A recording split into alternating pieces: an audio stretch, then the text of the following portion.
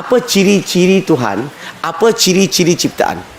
Kalau you tanya non-Muslim, percayalah, non-Muslim ini majoriti semuanya tak mampu nak jawab.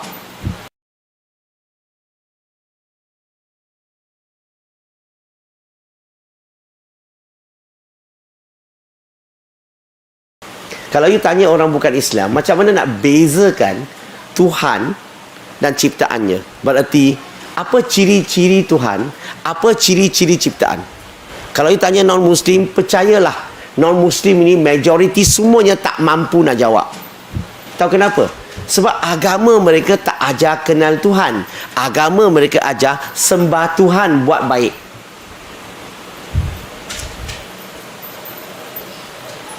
Islam bukan sembah Tuhan dulu. Islam kenal Tuhan dulu. Boleh bezakan Tuhan dan ciptaannya dulu. Kalau kita boleh bezakanlah, barulah kita menolak ciptaan Tuhan. Kita nak abdikan diri kepada pencipta. Betul ke tak betul? Baru boleh jadi la ilaha illallah. So tanya non-Muslim, biasanya mereka kata tak tahu.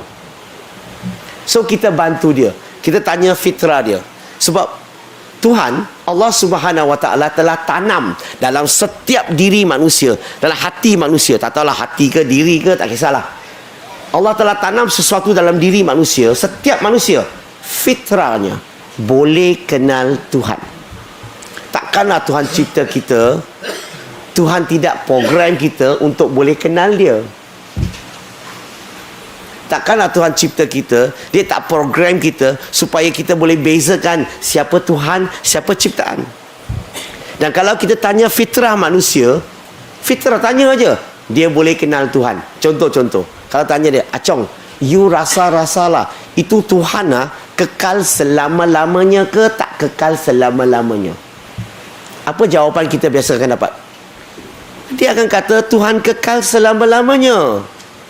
Yang tak kekal tu ciptaan. Bagi contoh, manusia lah tak kekal.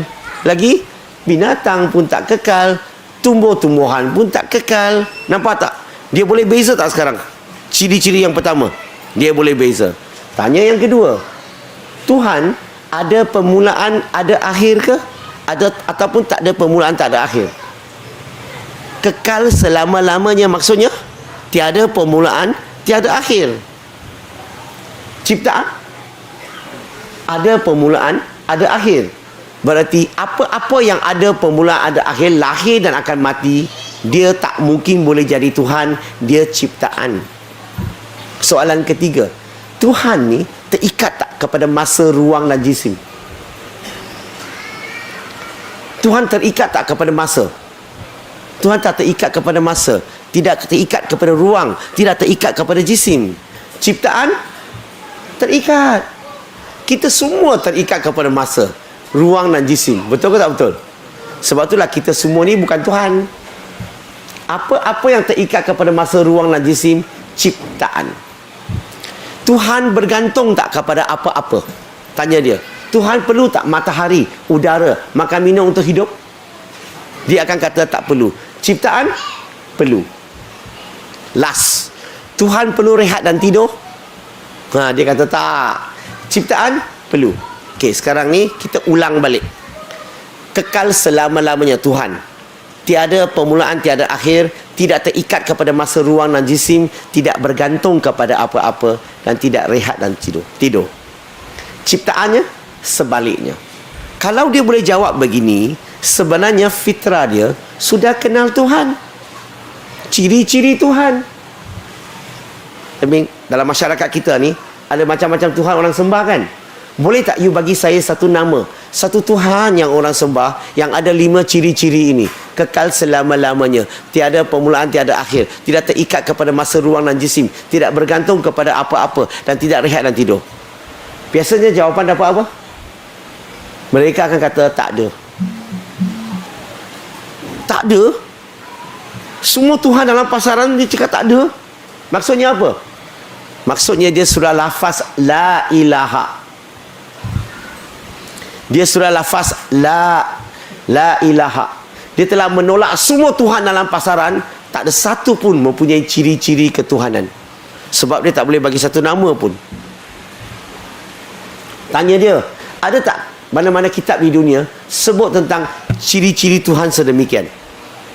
Dia akan kata tak tahu atau tak ada. Dan cakap dengan dia, saya terjumpa ada satu kitab sebut, namanya Al-Baqarah, ayat 255. Dan kita boleh baca surah Al-Baqarah tu bagi dia, ayat 255, ayat terkursi.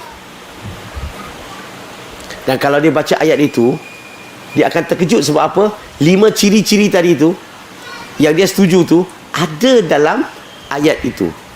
Dan tanya dia, macam mana ini kitab boleh ada ciri-ciri Tuhan yang sebenar di sini? Kalau bukan datang daripada pencipta, mana mungkin boleh ada dalam kitab ini? Kenapa tak ada dalam kitab-kitab agama lain? Ada kemungkinan tak kitab ni datang daripada Tuhan sekarang? Kalau dia boleh terima ciri-ciri ini, sebenarnya fitrah dia telah la ilaha illallah. Apa-apa dalam alam ini la ilaha illallah, melainkan yang mempunyai ciri-ciri ketuhanan saja. Nampak tak? Akidah kita jelas tak? Akidah kita bukan sekadar percaya, tapi kita boleh terangkan dan boleh buktikan siapa yang layak disembah. Sebab kita tahu ciri-ciri Tuhan tiada pada ciptaannya. Setuju tak?